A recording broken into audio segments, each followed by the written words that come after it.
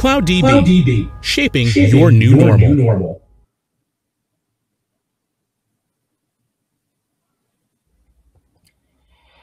Welcome everyone. Hello, wherever you are around the world, to the 2022 APEC Database Days by Apaco UC.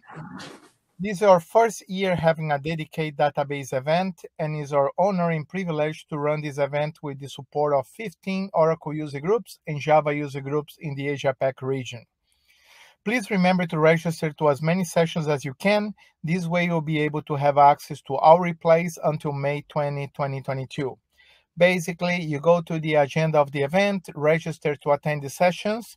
These sessions will be loaded to your personal agenda in your attendees tab, and you'll be able to watch the replays. They will be available 24 hours after the live sessions. I would like to say thanks to all Oracle user groups and Java user groups that made this event possible, and also to our sponsors, the Oracle ACE community, the DevRel team, and your main sponsors, Oracle Corporation and CloudDB. Now for today's session, Autonomous Health Framework, how to use your database Swiss Army without poking an eye out, by Chen. Please feel free to ask questions at any time by using the chat windows of live webinar in your right lower corner of your screen. If you have any technical issues also during the session, please feel free to let me know at any time by using the same chat window.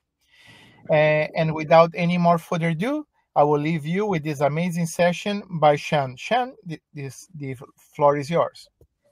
Thank you so much, and thank you to everyone for attending, and for all the user groups that came together and the volunteers that put all the work in behind the scenes to make events like this happen. Really briefly about me, my name again is Chen. I've been working with Oracle Technologies since 1995 or so. Started out as a developer working with the Oracle financials and manufacturing apps, and kind of accidentally ended up working as a DBA. And my wife tells a good story about how there was a point where I said, I will never be a DBA. That is the worst job in the world. And she gives me no end of grief about the fact that I've been doing it pretty much my whole life now. So since then, I've started and run a consultancy. We provided database management, performance tuning, specialty work, designing and building high availability and business continuity systems, applications, and so forth.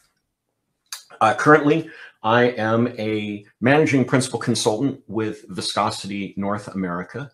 Viscosity is an Oracle Platinum partner and past Oracle Database Appliance Partner of the Year.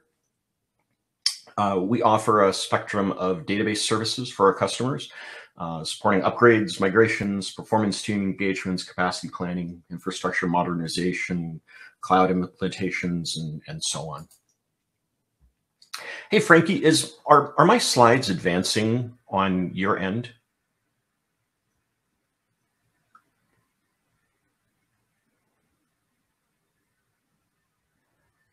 I'm seeing my slides advance, but the screen that I've got on the live webinar is still showing the title screen. Can someone just confirm whether or not you're seeing my slides advance?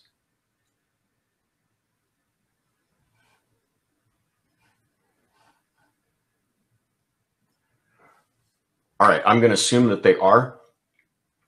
So I apply my background as an operational DBA and reliability engineer and database architect, helping our customers optimize and maximize their database infrastructure, and provide some subject matter expertise when it comes to things like RAC, DataGuard, FarSync, Oracle Shard database, engineered systems, virtualizations, and automation, and Oracle's Diagnostic Suite, which is what we're coming here to talk about today. That diagnostic suite of tools that Oracle provides is called Autonomous Health Framework, or AHF. You may also know it as Trace File Analyzer, TFA, which is the original name of the application years and years ago. And I want to start today discussing the reasons that you need AHF in your database toolkit. First of all, Oracle support relies very heavily on AHF and more as time goes on. And there are a number of different types of service requests that you will not get a response from Oracle support until you have submitted a diagnostic collection. I know that that may be frustrating, and there are certainly some situations where I've submitted service requests to Oracle for problems with AHF, and I wasn't able to produce a diagnostic collection, and kind of had to go through some, jump through some hoops to get them to recognize that and actually proceed. But besides that, the whole having to provide a diagnostic collection is not a bad thing.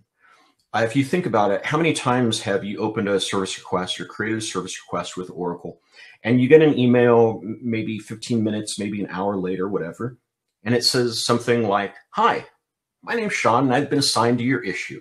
I'll reach out and touch base with you after I've had a chance to review a few things." Okay, well, with AHF, when you upload a diagnostic collection, it means that that first contact is less likely going to be a, "Hi, my name is, and I'm going to review this." And it's more likely going to be something along the lines of, "Here's an actual solution to your problem." Well, why is that? Well, the information that AHF collects is packaged such that Oracle support can automatically process the hundreds or thousands of logs and files within that diagnostic package automatically, and then compare them against a database of issues and bugs and so on and so forth. It's far more effective than waiting or just crossing your fingers, hoping that a human being is going to find or notice something among all those files that is the solution to the problem.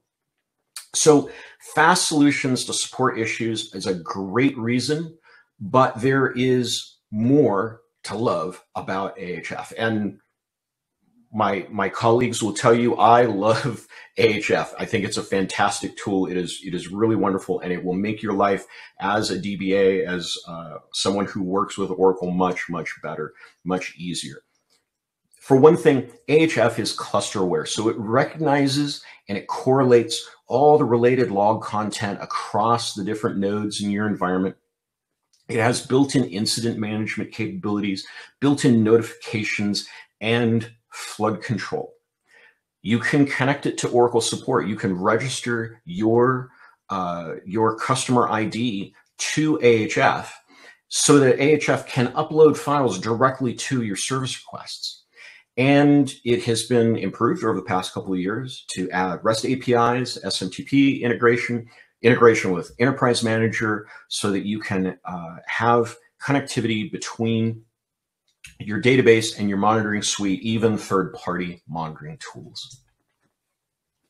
Some of the other things that are built into AHF are this whole suite of tools, including ORACheck, OS Watcher, other tools that help DBAs proactively diagnose and improve our systems and respond to those issues in the database environment. ASM is integrated into Oracle's full database and cluster stack as well. So we have AHF being able to talk to the database, to ASM, to clusterware, to our automatic diagnostic repository, Gimmer, cluster health advisory, and so forth, and connect and communicate all of that information to Enterprise Manager for us. We can run commands for all nodes or some nodes from one single central location in our environment, so there's no need to go onto each node and run those commands. AHF lets us do that automatically when we're working in a grid infrastructure environment. We've got the capability to configure and inspect files across nodes, so it becomes a central place where we can manage logs and consolidate all of our work. And then AHF's diagnostic interface, it includes over 800 separate health checks. By default, AHF is going to run every Sunday morning at 3 a.m. It's going to scan your entire system for all of those health checks And then every day at 2 a.m., it will, and that's the default time. Every day at 2 a.m., it's also going to reach out and scan for roughly 400 critical or severe issues. If it does find any matches, it will automatically generate an incident. That incident is going to contain all of the diagnostics that Oracle support needs to identify and resolve the problem.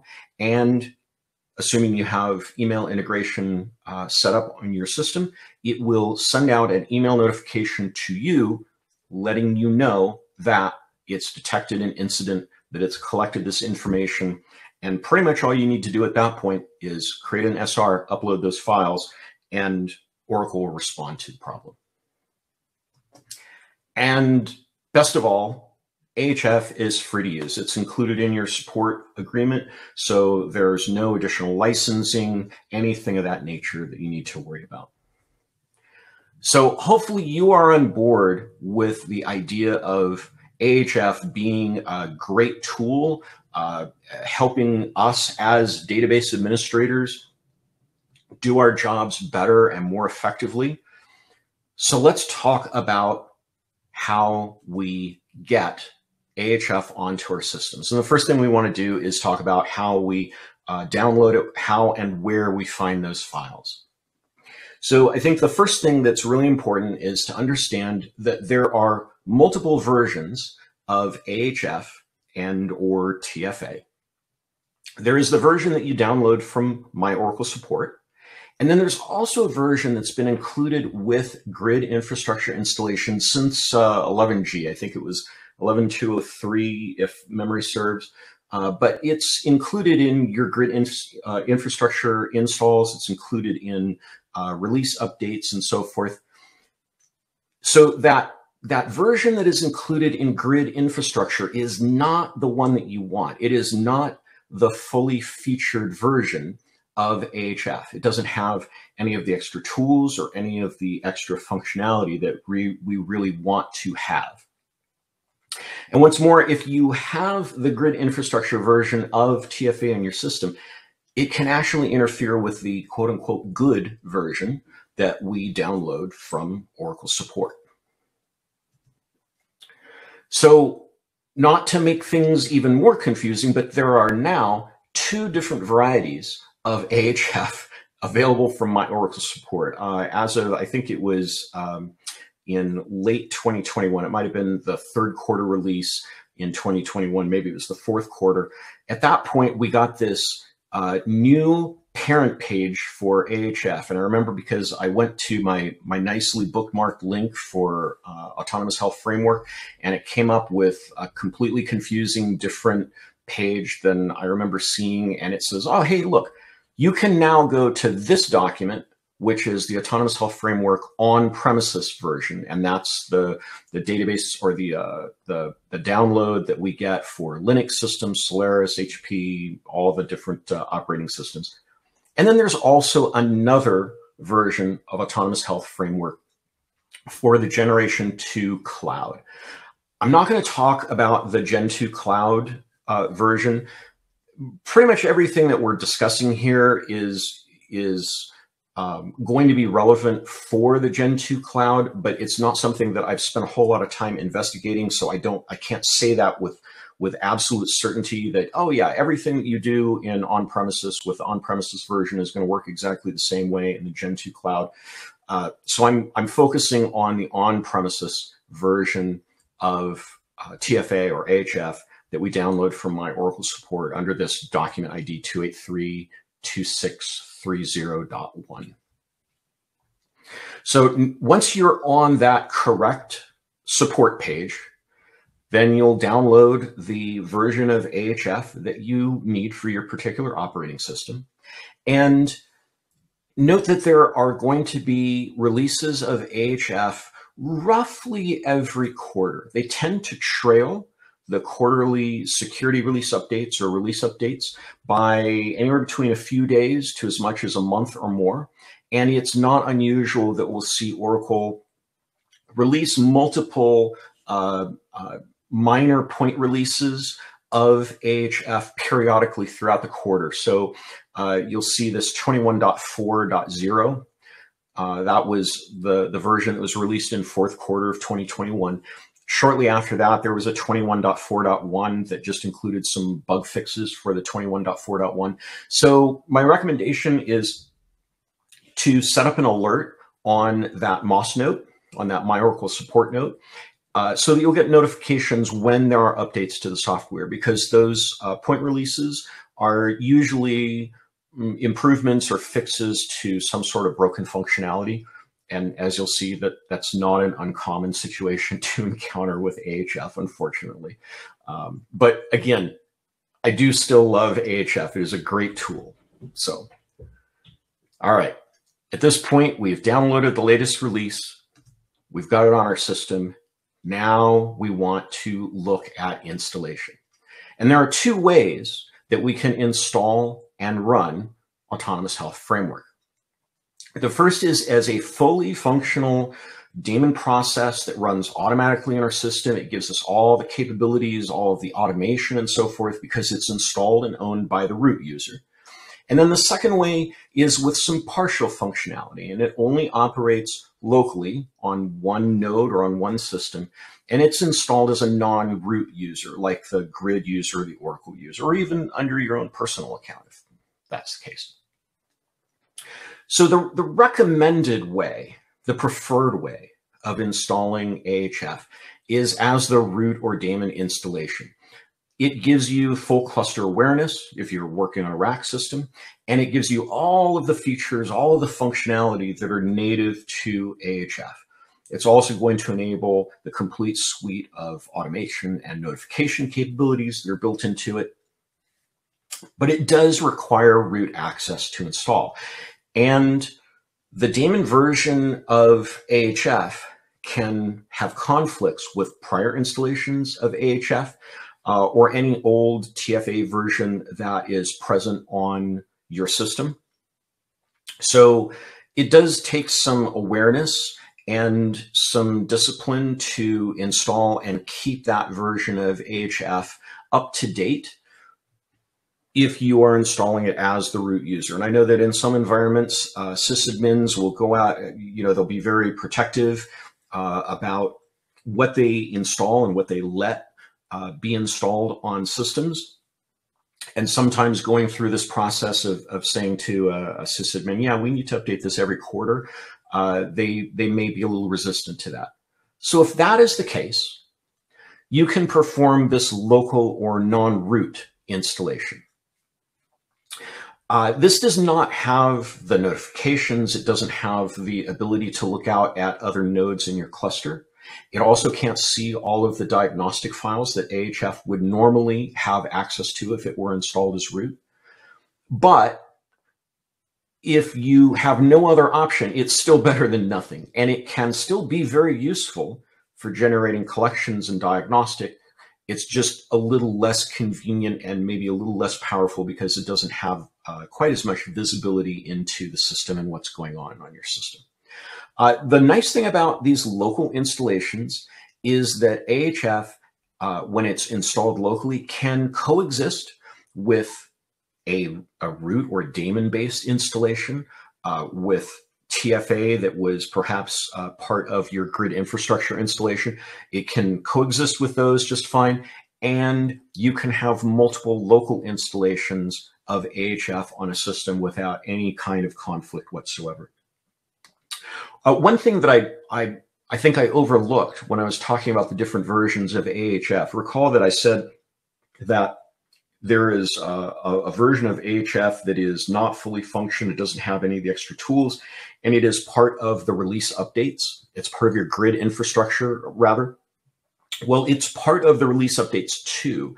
So one thing you need to watch out for, before I forget this, and I don't think I have an actual slide for this, one thing you should be aware of is that if you perform a grid infrastructure upgrade or patch, it's going to install TFA in the grid infrastructure, and you may get some conflicts between the grid infrastructure installation and the daemon base, the good AHF that we want to have on our system. So that's something that you should look out for. I think it's more prevalent. I've seen it more often in older versions, 18C, 12C, not so much in 19C, but again, something to watch out for. Okay, so we've talked about the different types of installations, local versus the root-based installation or the daemon-based installation. From here on, I'm going to be talking about the fully featured daemon-based root-installed autonomous health framework. And when it comes to installation, my advice is this. Do not take any kind of shortcuts and don't follow Oracle's instructions for installing AHF. Okay, why is that? Well, because installation is probably the most problematic aspect of AHF. When you're taking shortcuts, what I'm talking about is Oracle has recently introduced the ability to upgrade AHF. Unfortunately, if you have an older version of AHF, that upgrade, at least from my experience and the things that I've observed with my own customers and with Viscosity's customers, sometimes those upgrades do not go very smoothly, and it leaves AHF in kind of a confused state. And I'll show you some examples of that in just a few moments when I get to those slides. But to avoid that, I recommend that you don't follow Oracle's installation instructions, that you don't try to upgrade AHF, and instead uninstall and then install AHF cleanly on your system. And again, the reason for that is because Oracle's instructions for installation work great when everything is perfect, but AHF, especially older versions, were not always perfect. There are some bugs here and there. And like I said, I've just seen too many customer situations where that upgrade process does not go smoothly and things have been left in either a partial state or a confused state. And there was a lot of time and effort and grief expended on getting things to work in that environment that would have been saved had we just uninstalled and reinstalled. Okay, so like I said, I recommend completely uninstalling any AHF installation that's on your system and then installing the new version from scratch. And so a couple of the things, these are the steps that I take when I'm going through an AHF upgrade or installation. I'll go and I'll look to see where my existing AHF control or TFA control binaries are, or executables rather. And then I'll navigate to that directory and you run this TFA control uninstall command. And that should uninstall TFA or AHF for you cleanly and nicely. But sometimes it doesn't. So the next thing that I personally do, from having done this a number of times, is I go out and I check for any leftover or conflicting processes. And those in particular, the things you want to look out for specifically are OS Watcher, any AHF or TFA processes, and Proc Watcher. If any of those processes are running on the system, even if they're not owned by TFA or by your current installation of TFA or AHF, they will prevent AHF from completely or properly uninstalling and interfere with the installation of the new version that you're trying to get onto your system. And since we're talking about the daemon version, I also suggest wait a few minutes. If you do encounter any of these processes for OSWBB, OS Watcher, so on and so forth, if you do encounter any of those and you kill them, I like to wait 5, maybe 10 minutes just to make sure that there isn't something running in the background that is going to restart those. And that is especially true on engineered systems, Oracle Database Appliance and Exadatas, where you can see the OSWBB process especially restart in the background. So now that we have everything removed from the system, I like to then go through, make sure that there are no leftover files that are related to TFA or OS Watcher. And the files that you look for are TFA control and a shell script called startoswbb.sh. So just run a find on your system like I'm showing here. If you see any of those files come up, that's going to point you to an installation of Ahf. Go ahead and go in there, remove that installation. You may have to remove those directories manually. Make sure you do all of these steps on all of your nodes as well.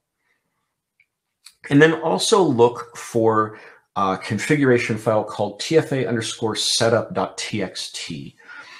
This is an installation configuration file. And if you have an older version, sometimes the newer versions of TFA will pick that up, they'll see it, and they'll try to configure themselves according to the older file, and things get a little messy for you at that point. Now, I want to make sure that you realize that although we're removing all of these files, we're not removing any existing repository from the system. So if you've been running Ahf successfully for the last 6 months and you just want to get the new version on there, and you've gone through the trouble of customizing and making the environment your own, you're not going to lose any of that because all of that configuration is part of your repository. And we're not touching the repository. We're just removing and reinstalling a new version of Autonomous Health Framework, the software itself. And then this is one last script that I use to just make sure that every installation of Trace File Analyzer or Ahf, no matter what the version is removed from the system prior to performing your Ahf installation or upgrade.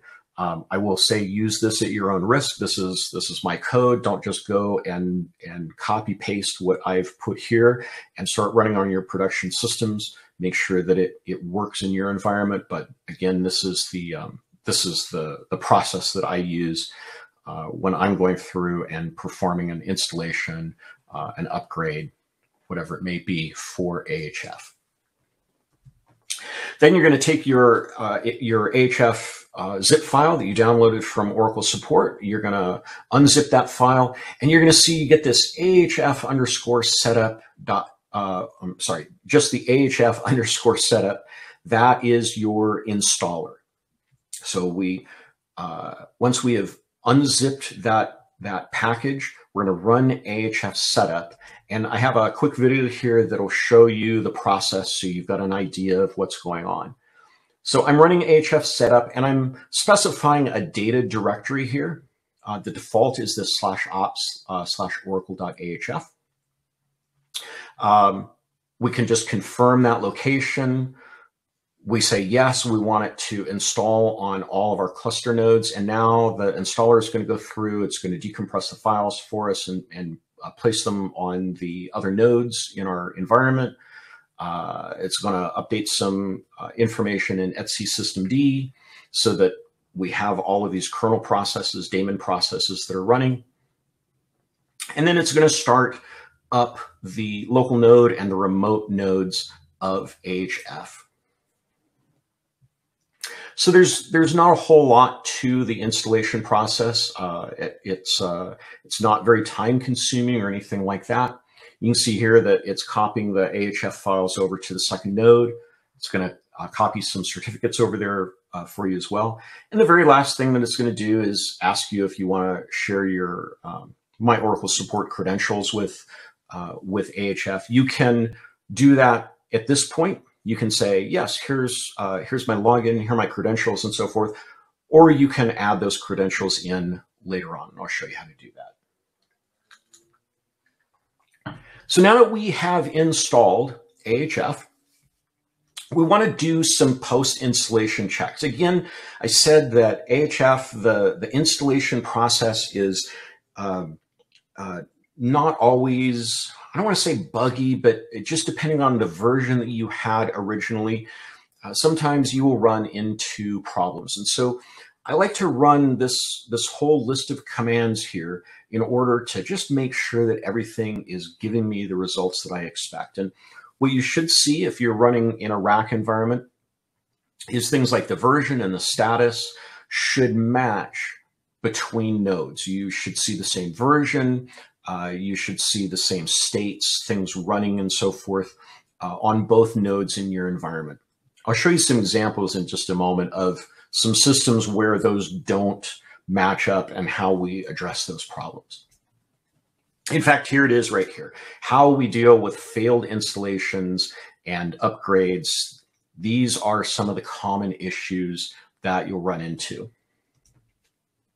The first one here is when you run this Ahf control or TFA control status, or for that matter, any Ahf or TFA command. Anytime you run that, you keep getting this warning message that says, oh, the software is older than 180 days. Please consider upgrading. Well, I just upgraded to the most recent version. How can it be more than 180 days old? It was released a week ago. Well, this is a case where the patching, perhaps, in this particular example, this was an upgrade that was performed against an older version of Ahf, and the patching did not go completely as expected. So the solution for this is you just run this sync patch command. That will go out and that's going to sync everything up. And when you next start Ahf control or TFA control, that message should be gone at that point. Here's another problem that is pretty common, where after an upgrade, you don't see all of the nodes appearing for your environment. So in this particular situation, we should see two nodes, a node 1 and a node 2, and only node 1 is showing up. This is typically a certificate problem where the certificates weren't moved over or carried over to the second node, or they weren't synced up properly. And there is this sync nodes command that we can run that takes care of that step for us.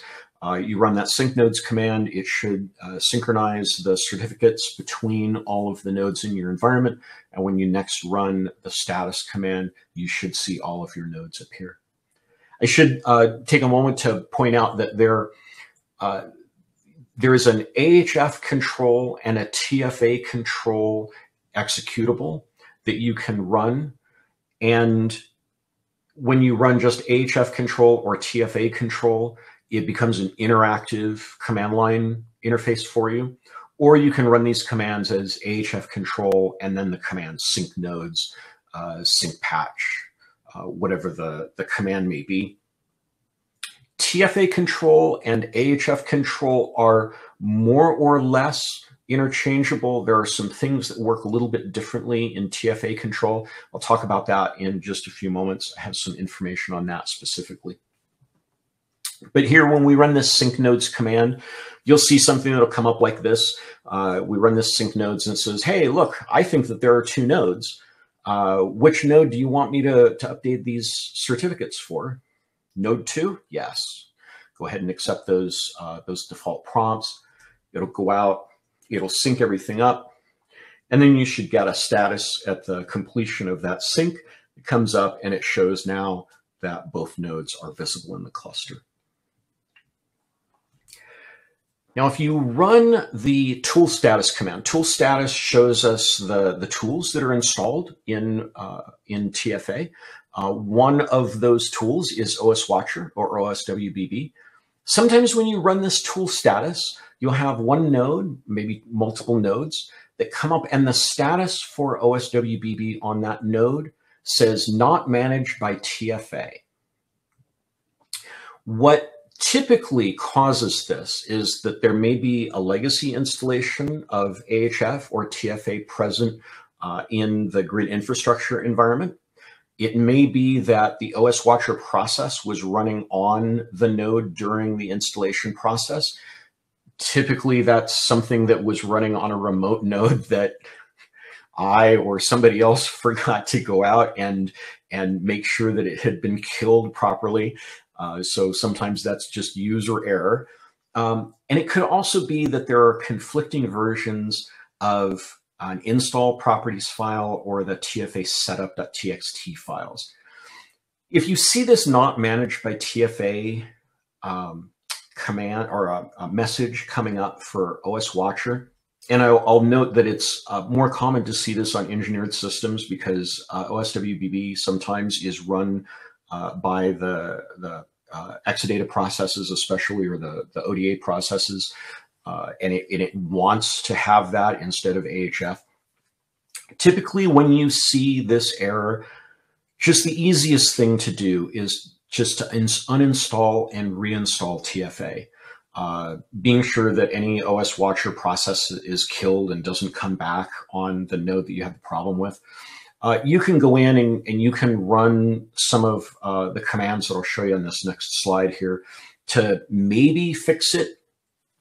But I found that getting rid of this not managed by TFA message for OSWBB is typically pretty difficult to diagnose and to fix, short of just doing an uninstall and reinstall. That just normally turns out to be the easiest, fastest, most painless way of dealing with the problem.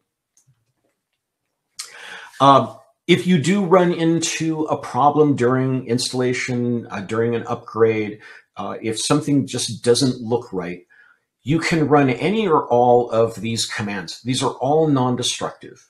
They will solve a variety of problems, in addition to the ones that I covered, but a number of issues that I didn't discuss here. There is no harm in running them. So if you do run into a problem, if something doesn't quite look right, you can certainly run any or all of these commands, see if they fix things, and then if they don't, move on to the next best thing, which is typically to just uninstall and reinstall the tool. Now, if you do run into a problem with installation, with an upgrade, or at any point when you're running AHF or TFA, there is a special Ahf Diagnostic Collector for AHF, and it's this TFA control Diagnose TFA. And so if you do run into a problem with anything in AHF, you run this Diagnose TFA command. It's going to generate a zip file for you. Then you can take that zip file and create a service request and upload the result to my Oracle support. Okay, so we've got Autonomous Health Framework is installed. Yay!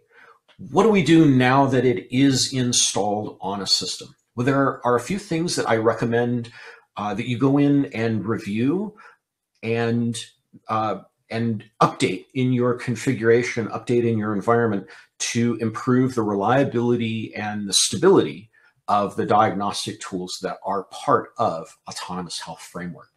And the very first thing, this is probably the most valuable thing that you can do once you've installed Autonomous Health Framework in a RAC cluster, is to move the repository to shared storage. Now, the reason I say that is if you're running in a RAC environment, we'll say that we have two nodes here, and we've got a local repository. That's the default. Oracle puts the Ahf repository on its local disk. So we have this two-node system, and we've been having problems with node 1. Node 1, maybe we're getting node evictions or reboots or something like that. And we really need those files in node 1's local repository. But if that node goes down, we can't get to those files, which means that we can't get Oracle the information that they are going to need in order to diagnose and solve the problem for us. On the other hand, if we've got a shared repository, say we just put everything out on an NFS mount, shared mount, whatever, if that repo is on shared storage, well, then those files are independent of the down node. They're still available to you. You can still reach them from the other node. Even if both nodes are down, it's shared storage, so you can access it from other places as well. And remember that because Ahf creates incidents when there are problems on the system, you don't actually need to have a running version of Ahf on your system in order to access those incident directories and get that information, upload it to Oracle support, and get the help that you need. Okay, so to update your repository location, we can go into the TFA control or Ahf control command line, and we use this command print repository.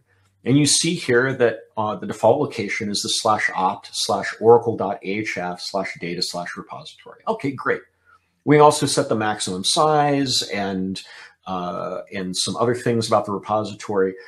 But this is the local repository. If we want to change the location, Then we use this set repository dir equals, and then we give it a new directory path. We'll get this response in here where it comes up and it says, this was the old directory, this is the new location.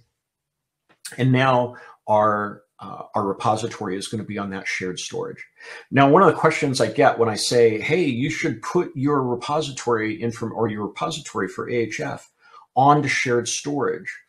The question I get is folks will say, well, but if I've got a bunch of databases that are all putting information into the shared repository, if it was on a local node before, am I risking having information from nodes overwrite? No, you're not, because the directory structure underneath the repository follows something very similar to optimal flexible architecture, where it identifies the files for a particular database by unique name, by instance name, and so forth. And that's to avoid the collisions that we might encounter with having multiple databases putting their information into the same parent directory for a repository. So you don't need to worry about that. Now, one thing I want to make sure you recognize is that updating a repository location, this is something you have to do individually on each node on the cluster. There's no option currently to update this value on remote nodes, and I wouldn't expect there would be, because it needs to check on that local node and make sure that the directory is writable and so forth. And so there's I would assume, some sort of logic in there that maybe prohibits that from working cleanly on every operating system. So again, this is something you'll need to do on every node in your environment. The next thing that I recommend for you is to add email notifications to the system. So we do that with this set notification address, and then equals, and then an email address. We do that from the TFA control or Ahf control command line interface. It'll give us this little bit of information that says, hey, we updated the email address for you.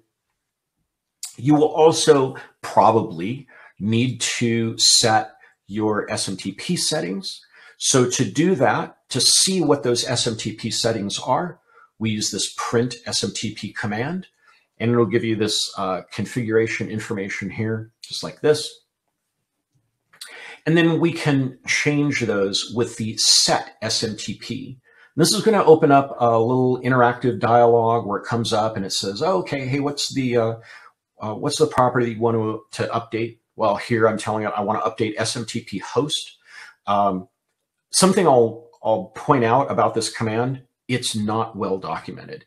So the first time that I had to use this, I was going in here and going, what information do I put in here? Well, eventually I figured out that it's the SMTP dot host. So you say, that's the value that I want to update.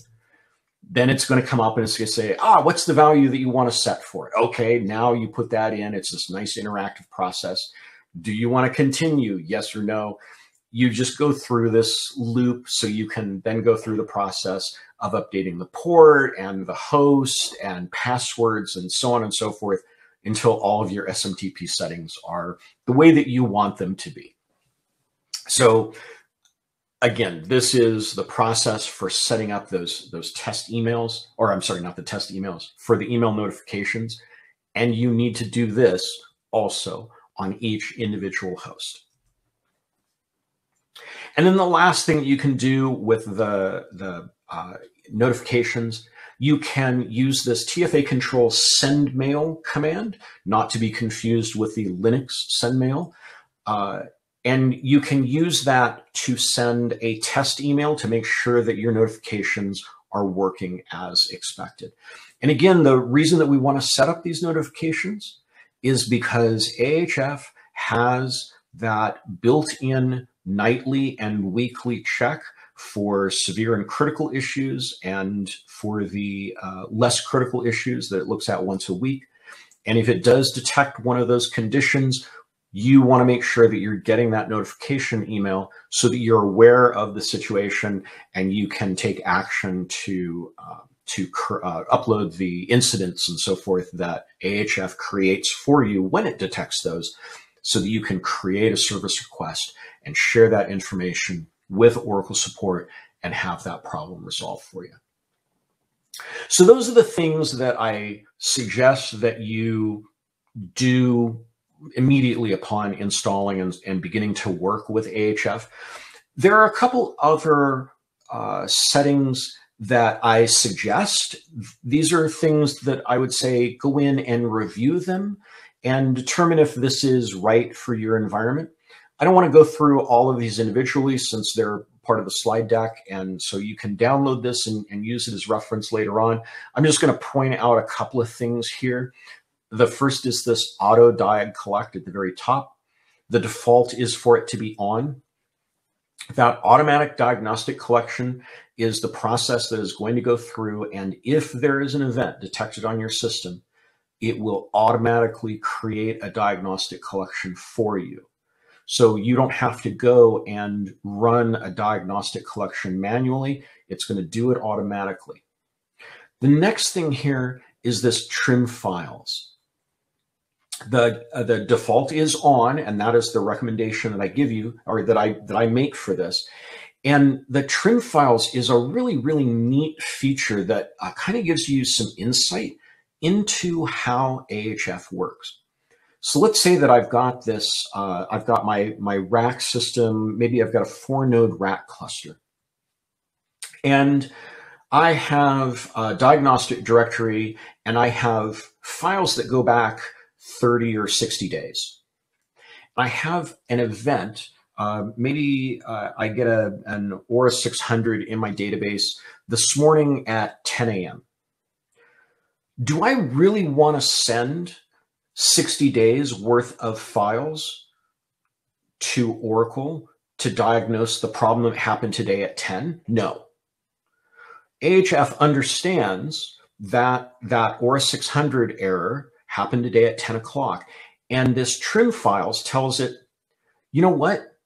Don't send anything that is older than the problem itself. Just send something that spans the event.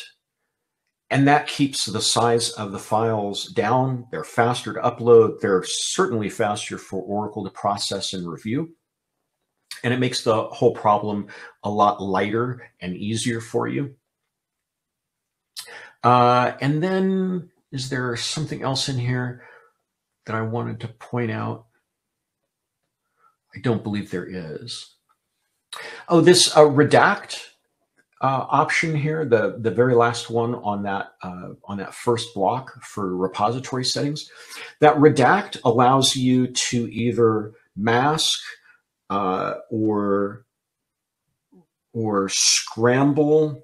I forget what the option is on it, but the redaction detects potentially sensitive information in diagnostic collections.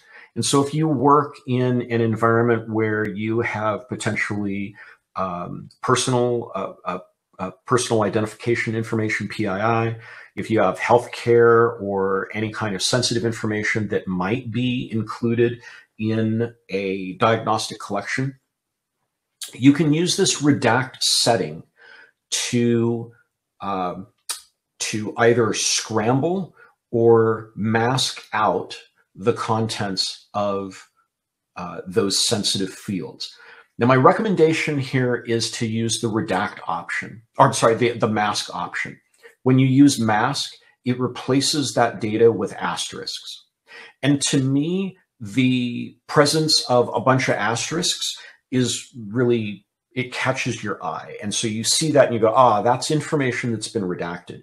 I forget what the second option is besides mask. But what that does is it just replaces your sensitive information with random characters. And to me, that doesn't leap out at you. So if there's maybe an email address in a stack trace or a dump file or something like that, it's going to be replaced with random characters that maybe just isn't as obviously personal information that has been, or sensitive information perhaps that's been obscured. So I prefer personally the mask option. You may want something different. All right, a few additional things that may help you in using Ahf. First off, when you do the print config command, they're not listed in any particular order.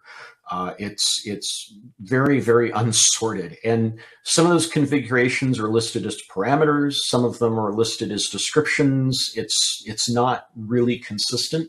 So I've got a couple scripts here or quick little command bites, I guess, that you may find useful for sorting that output a little bit better.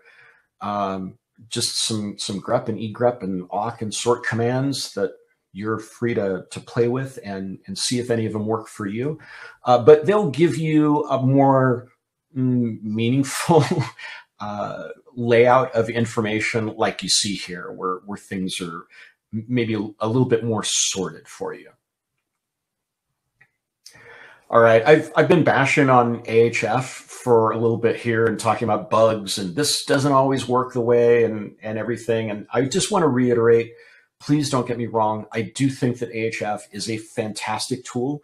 It has made tremendous strides over the years. I've been doing presentations and work with Ahf and TFA since probably 2013 or so. It is definitely a much more stable and better maintained product than it was when it was first introduced, and even 2 years ago. And I do absolutely recommend it very highly. I cannot say enough good things about Ahf and how valuable it is to you as a DBA to have it in your pocket and available to solve problems. But that said, there are some things that you may encounter that, like me, you may find frustrating or annoying. So I'm just going to point those out to you here real quickly. The first is that the documentation isn't always current. Sometimes the syntax in commands is not consistent from one command to another. There is a great help dialog for most commands, but sometimes you run TFA control command-h, and that gives you help.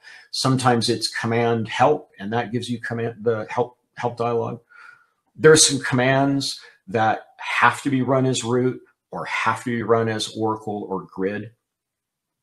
There are occasionally regressions with new versions. I mentioned earlier that there are often minor point releases that are added to Ahf out of band. So those regressions sometimes break things, and the recommendations I would make is try not to build really complex automation or anything like that around new features. Let them kind of bake in and be proven to work.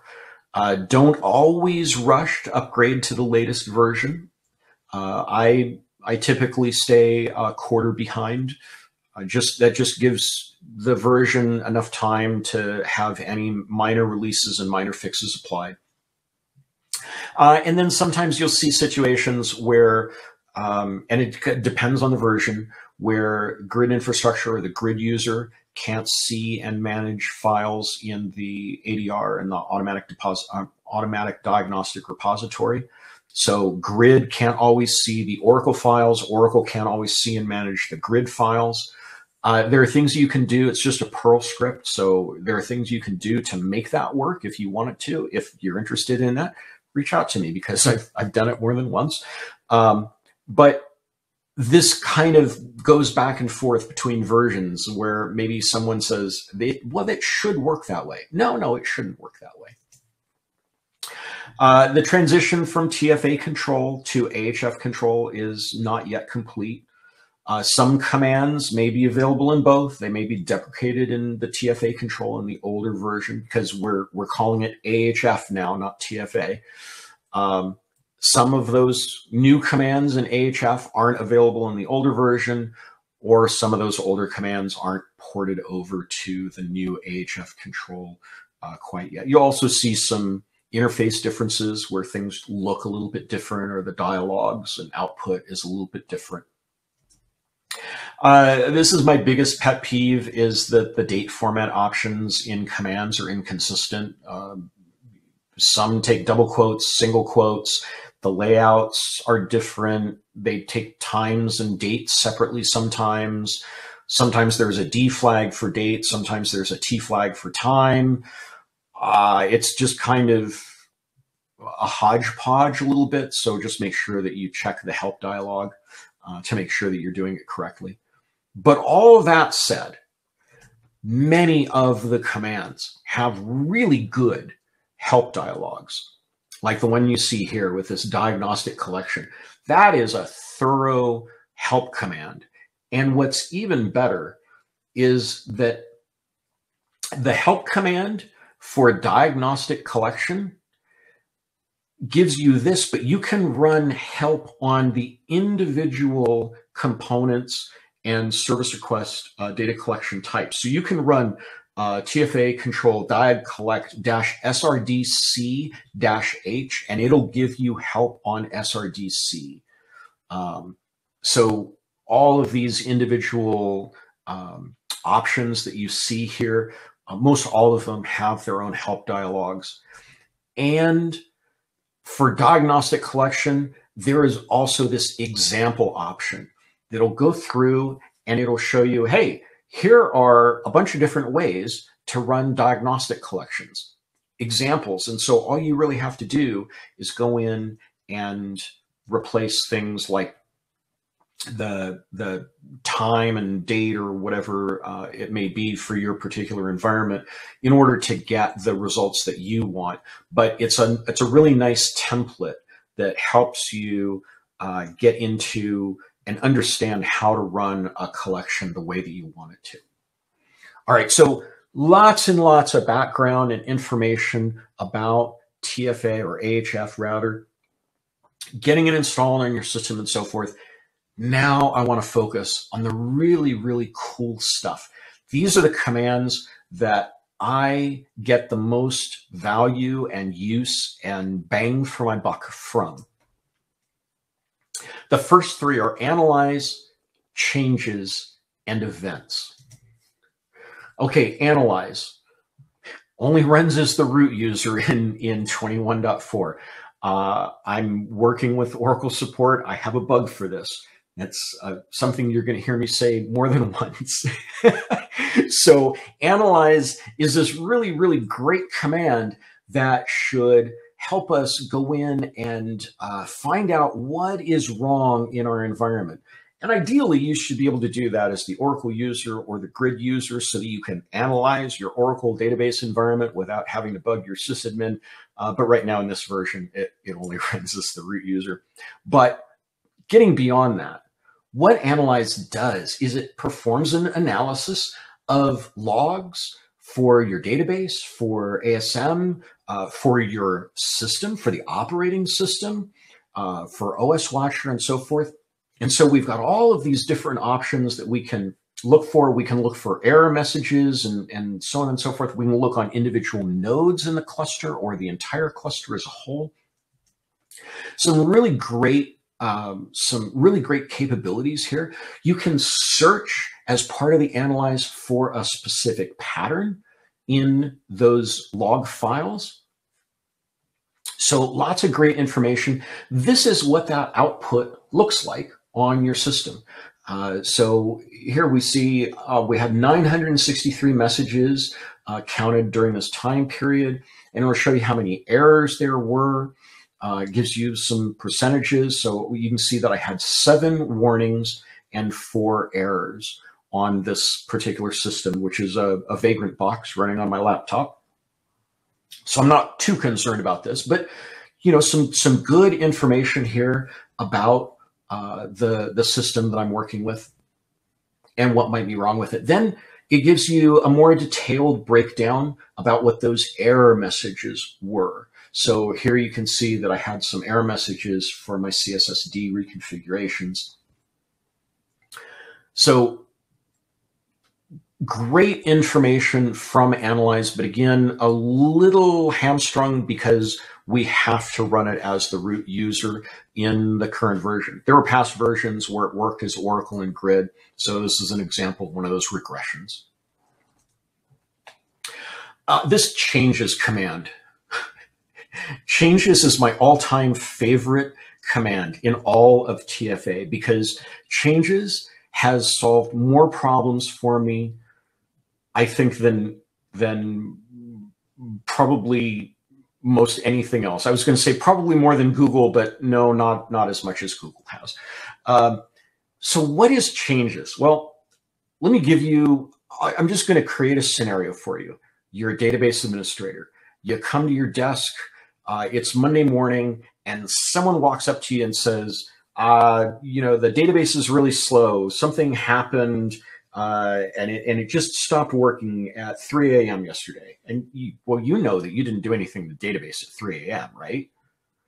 And you're thinking to yourself, this has a network change or a storage change or a sysadmin meddling kind of thing written all over it because I know it's not the database. And no matter how much you protest, the sysadmin and the network storage admin, or the network admin and the storage admin, they all go, nope, nope, nope, I didn't change anything. And then you spend the better part of the morning digging through the system, even though you're not a sysadmin, or digging through your storage, whatever it may be, researching all this stuff before you finally find that, lo and behold, something did change in the environment that wasn't part of the database. And you approach the sysadmin or whoever was responsible and you say, you know, I found this and I don't think it's supposed to be that way. And they say, oh, well, we changed something or other right around that time and it shouldn't have been a problem. You're like, but didn't you just say that you didn't do anything? And now you're telling me you did do something. Well, changes just, it does that all for you. It does all of that research. You run this changes command for the last however many days or hours, whatever it may be. And it goes and it looks at var log messages and your database alert logs and so on and so forth. And it finds everything that was changed in the environment. So if somebody went and modified kernel parameters, changes is going to show you. And it saves you that whole morning of digging through and trying to become a sysadmin or a network storage or a network expert or storage expert or something. You just run this storage or this changes command rather, and boom, there's, oh, hey, look, I see that this package was updated on the system. Maybe that has something to do with the problem. Oh yeah, it happened at right the same time that they reported the slowdown with the environment. Okay, that's a pretty strong correlation. I'm going to go with that being the problem. So changes, going to save your life, I guarantee you. The next one, real similar, is this events command. Events will go in and take a look at your environment and tell you all of the notable things that occurred relative to your database, relative to the cluster and so forth over the time period that you put in. And you can do last 1 day or 1 hour or 6 days, whatever it may be. And as long as the log files exist on your system, as long as they're part of the Ahf repository, Ahf can go back, it can scan this information and produce the summary of the important things that you should be aware of in your environment. So events, changes, and analyze. Here are a couple other utilities, param and ps. The first one I'm going to show you is ps. The neat thing about this ps command, it's the same as running ps on Linux, except that because you're running it through Ahf, it runs it on all your nodes. So I don't have to go on to multiple nodes in order to see what the processes are in each individual environment. I can just run it from one node of my rack cluster through TFA or through Ahf, and I get this information on a node by node basis. The default flags that it gives are the -ef. You can add your own flags into this, and you can do searches for it as well. So you can do like this, a ps aux pmon, and it'll show you the output with the AUX configuration or formatting. The next one here is param. This is another command that's broken in 21.4. This is another command that I have an open service request or bug with Oracle support on. The neat thing about param is it's like running show parameter on your database, except it runs it and it's cluster aware. So you can do this param SGA target and it'll come up and it'll show you all the values on for SGA target on all of your cluster nodes on all of your databases.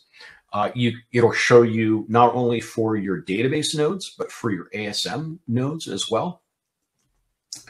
And it will also show you operating system values. So you can look at Shemax as you see here in the example. Unfortunately, the operating system parameter collection is broken in 21.4. It doesn't work at all. And if you do something like SGA target, well, that works. But if you do SGA, well, okay, you get SGA target, but I've got a bunch of other parameters that on a general search for SGA, it should be a matching search. It's not working correctly, and I have a bug for this. So, even though I have SGA max in my environment, it comes up and it says, nope, didn't find anything. Same thing for Shemax here. But this should be fixed in another version, in an upcoming version, upcoming release. And it has worked in the past. So it's a neat, handy tool to have available to you. I want you to be aware of it. All right, some other utilities in Ahf. Alert summary, Grep, and tail. So this alert summary lets you summarize events in database and ASM alert logs. This alert summary is going to go through and it's going to show you, it's almost like if you've worked with a newer version of the Oracle database where you have the database, not the alert log, attention log. I always forget the name of it, but the attention log in newer versions of Oracle, it works kind of similar to that, where you run this alert summary and it'll show you for each of your nodes the different informative, warning, and error type messages that come up in your alert logs. And again, it is cluster aware, so you don't have to go across to each node in your environment and grep through the alert log in order to find this information. It summarizes it for you and all in one centralized location. As next one is grep. Grep, just like a regular grep command, but in Ahf control or TFA control, you can grep for an error, and it's going to look at all of your log files based on the log file type. So in this example, I'm doing a TFA control, grep-I to make it case insensitive. And then I'm looking for the word error. And I said, I want to see everything that looks like an error in my alert log files. But I could also do it alert, comma, trace, and I would see it in my alert logs, in all of my trace files and so forth. So a really handy command, again, cluster aware, so it can reach out to all of the nodes in my environment and gather all of that information back to me in one place so that I don't have to run this command individually on every cluster node, individually for every database or every instance that I have in my environment. Really, really handy. And then finally, we have this tail command, and the tail command also does this multi-file collection or tailing of logs. So I can run tail and then alert underscore, and it's going to tail or produce a output as the output is being generated from any file that begins alert underscore. If I add this dash exact, then it's going to only look for files that are exact matches for that file. And I have this very similar option, the dash F, to follow or to continuously update the information from those logs.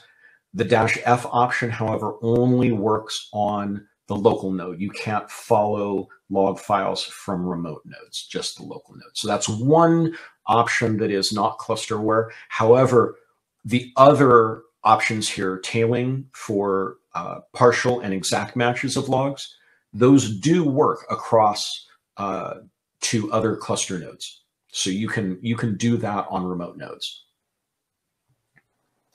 Couple other utilities, pstack and summary.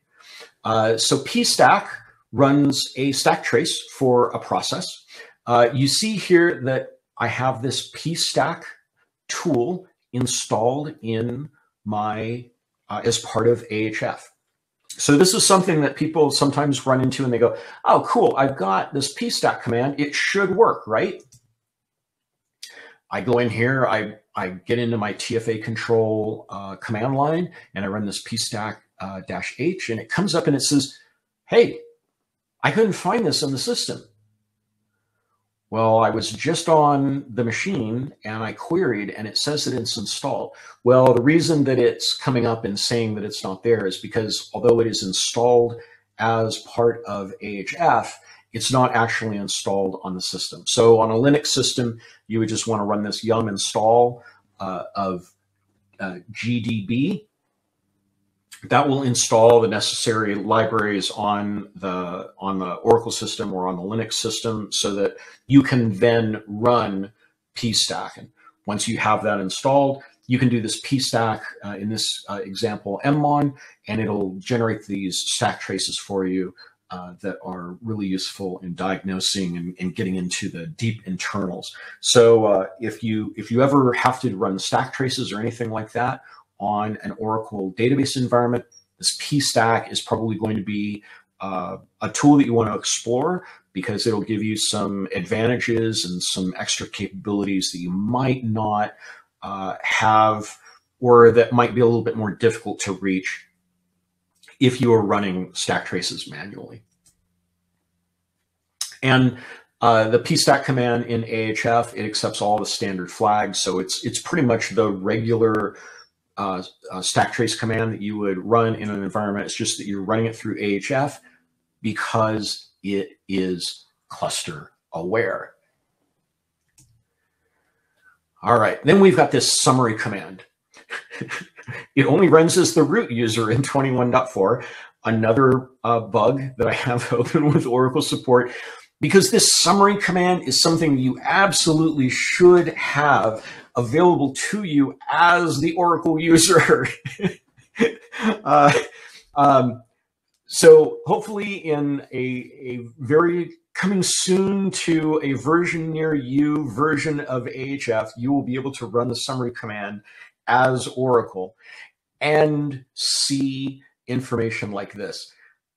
There is just a bunch of information that summary gives you. And it turns this into summary is this interactive process. And I do not have enough slide deck or time to go into the depths and the drill down that you can perform with this summary command.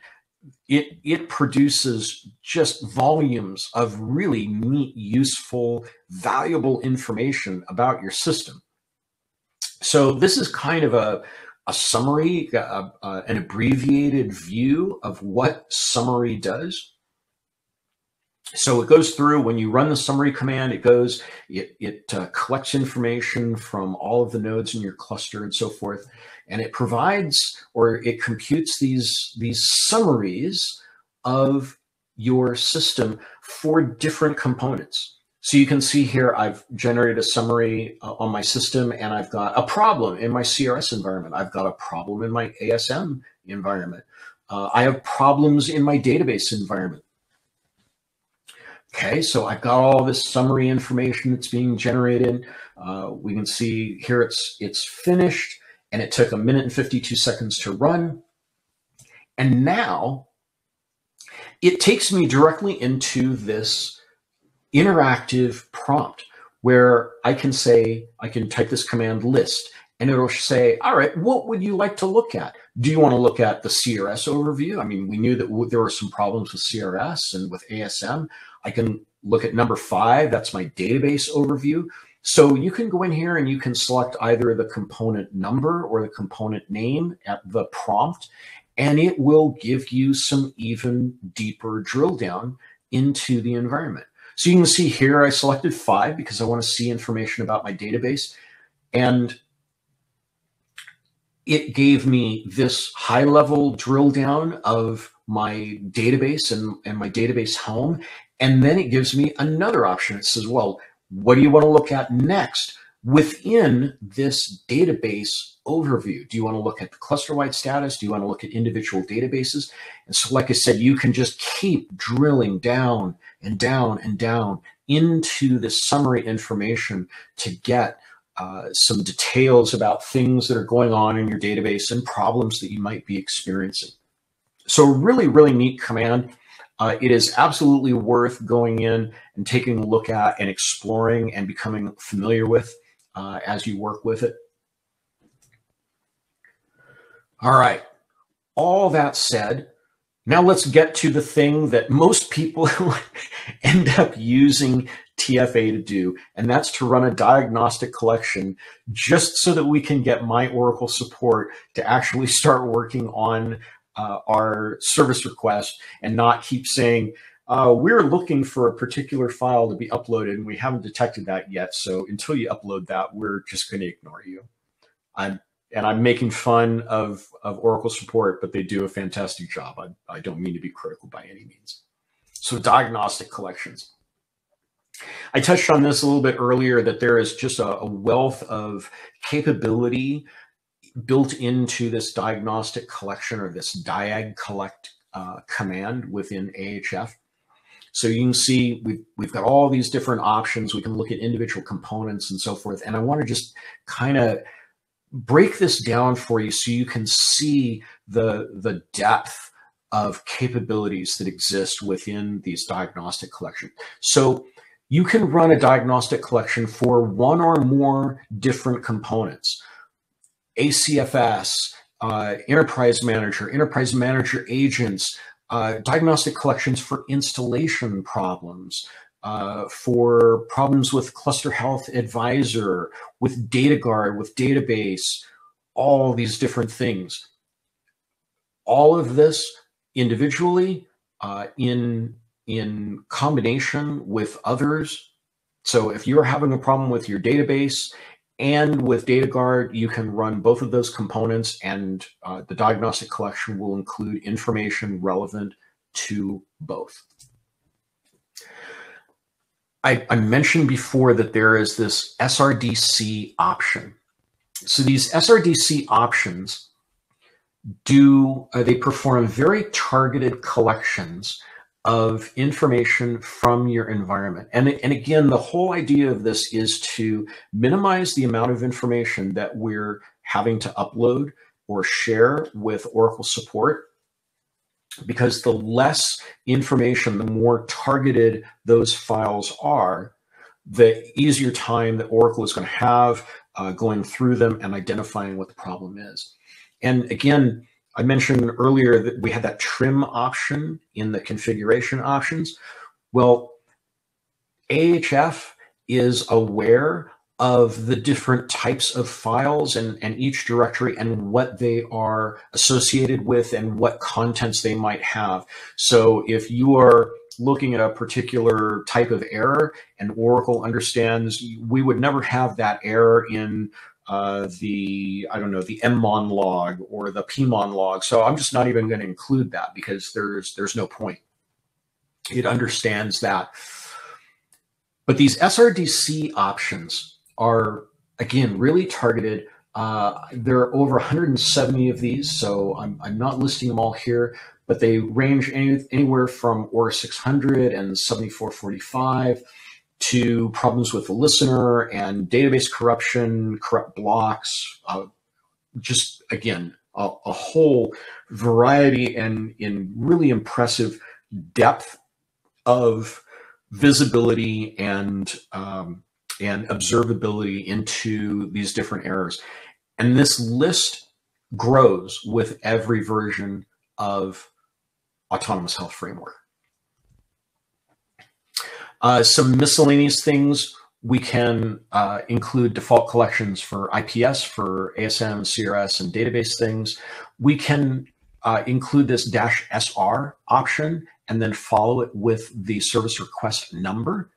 And in that case, if you have configured Ahf to have the credentials for your My Oracle support command account, well, with this -SR option and giving it the SR number, Ahf will run that diagnostic collection and upload it automatically to My Oracle support for you, which I can't tell you how useful that is, because I don't know about you, but I've run into some environments where getting that zip file to Oracle support was a process of running it on the machine and then transferring it by SFTP, SCP, whatever, from that to a jump box, from the jump box to my local machine, from my local machine up to My Oracle support. Just a really laborious process. Being able to do it this way is so much faster and so much more convenient. We've also got the ability to go in and specify really specific time ranges. So again, we can narrow the extent of the collection down. And then we've got some file management capabilities here. And one that I want to point out to you, well, actually, I'll point out two. The first one is this -no trim. So if you had trim, remember before I mentioned that you could tell it, I want to trim out anything that's not relevant. Well, if that's set, you can always override it and say no trim with this command. But the one that I want to point out is this -no copy. Now, if you are running Ahf in an environment and you took my advice and you said, hey, I want to save my repository onto a shared directory, you want to use this -no copy option with Diagnostic Collections. And the reason for that is, if I'm running a Diagnostic Collection, I've got my 4-node rack cluster. So I'm on node 1, I run the diag collect command, and I tell it I want it on all of my nodes, which is the default. It's going to run locally, and then it spawns that diagnostic collection command on nodes 2, 3, and 4. And when those collections are done on nodes 2, 3, and 4, it's going to, by default, copy that information back over to node 1, so that I have all the files that I need on node 1 where I ran the diagnostic collection. Well, if you are running an environment where you have a shared file system for your repository, you can save the effort of that step, put this no copy command in there, because those files are going to be available to you anyway, because it's, again, a shared directory, shared location. So we don't have to copy it back over to the local node, because it's not really on the local node, is it? It's on that shared storage. And then, oh yeah, you know what? I did have this in here after all. Remember earlier I said that there was a default option for setting how we redact information in the repository. The other option was sanitize. So we have the ability to sanitize this information. We can do this diagnostic collection, and you can add the -mask or -sanitize to your TFA command, to the diagnostic collection, or you can set the redact to either mask, sanitize, or none. When you set it at the repository level, it's going to apply to all collections. But when you add this -mask or -sanitize flag, it's going to apply only to the collection that you're running. So maybe you're doing redact equals none, but you realize, I should probably mask this information. You can add the mask flag and it will mask that information out for you. And again, sanitize is the one that goes in and it replaces potentially sensitive information with random characters. Mask puts in those asterisks. And I like the asterisks better. And then the very last thing here about diagnostic collection, I've got one more item to cover after we finish up here with diagnostic collection, is this examples. Again, this goes in and it shows you all sorts of different options and examples of different ways that you can run these diagnostic collections. So this diagnostic diag collect command, really powerful, very, very tunable command for gathering information and sharing that information with Oracle support, and super valuable. This is probably what most people see when they run Ahf or run TFA. And for most folks, or many folks, I don't want to assume most folks, but for many folks, it is probably the thing that they encounter most often. This is the thing that they see most when they're working with Ahf. Okay, last thing here, and that is managing logs in our automatic diagnostic repository.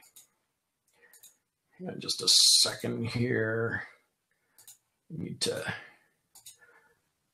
clean up a couple of things on my system that says I've run out of memory. Here we go. That should be good.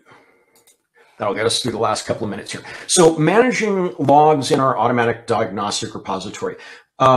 There is an option in Ahf that lets us manage these logs in ADR. We can see the amount of space that's being used and the way that that space is changing over time. This is really useful for managing those logs, especially in large shared environments.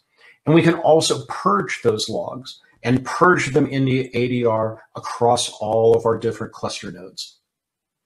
A couple of things that you should be aware of if you want to use this functionality is that all of the files, or I'm sorry, all of the directories and all of the files in your ADR have to be owned by either the DBA or the grid user or group, rather. So some things to know if you want to start going in and using this purge command. Purge can take a really long time for large directories or directories that have a lot of files, because those purge operations loop over the files and loop over the content. So if you're running purge for the very first time, I would say go in and start deleting things in batches. Start with things that are over 365 days and then make it 180 days and 90 days and so on and so forth, so that you're limiting the amount of processing that Ahf has to do. Do your database in your grid infrastructure home separately. Delete for individual instances or nodes or database names. Just those are different strategies that you can utilize to limit the amount of activity that the purge operation is going to do. I mentioned that the file ownership has to be correct. So it has to be owned by files and subdirectories and directories in your ADR home. They have to be owned by Grid or Oracle and the OInstall or DBA group. One subdirectory or one file that is misowned in any of those directories will cause the entire ADR home to not get purged the way that you would want it to be purged and the way you'd expect it to work. So even if you've got a subdirectory that has correct ownership, if there's a file in there that is just not correct, the whole directory is not going to be deleted. And then also, depending on the version of Ahf that you're working with or you have installed, the grid user may not be able to delete files in the database and the Oracle ADR home, and Oracle vice versa may not be able to delete files in the grid infrastructure ADR homes. So some other things that will prevent the purge operation from working correctly is if your ADR schema version is mismatched, if the library version is mismatched, if the schema version is obsolete, if it's not registered, If it's owned by an orphaned CRS user or event, if it's for an inactive database listener or grid infrastructure listener. So there are a lot of things that can keep this from happening. I have a script, and if you are interested and you want to be able to use Ahf and Ahf's purge feature, send me an email or reach out to me on Twitter or LinkedIn and say, hey, I want that ADR management script. I'm happy to share it with you. And it goes through and it checks for all of these different scenarios and events. Because what happens is if you are trying to purge or manage these logs through Ahf and everything isn't quite right, the purge operation fails silently. You don't get any kind of error message. All you see is that it didn't clean up any space on your system, and you're kind of left wondering why. Here's some other examples of how when files won't be deleted if your Oracle SID or the Oracle Home isn't present in the Aura tab, if you've got duplicate SIDs in your Aura tab, which you shouldn't have to begin with. But if the unique name on the database and the ADR home are mismatched, if the ADR base isn't set properly, and so on and so on and so forth. So again, I have a really neat script. I think it's neat, at least. But I have a script that goes out and it checks for all these different things and generates a report for you that says this is what I found wrong in this directory, and then I went through this process and deleted or purged files for you in these different directories. Again, if you want that, my email is Sean, SEAN.Scott, SCOTT, @viscosityna.com, or you can reach me on Twitter at Oracle Sean, ORACLESEAN. And with that, we are done. Does anyone have any questions? I haven't seen anything pop up in the chat yet. Hi, Chen.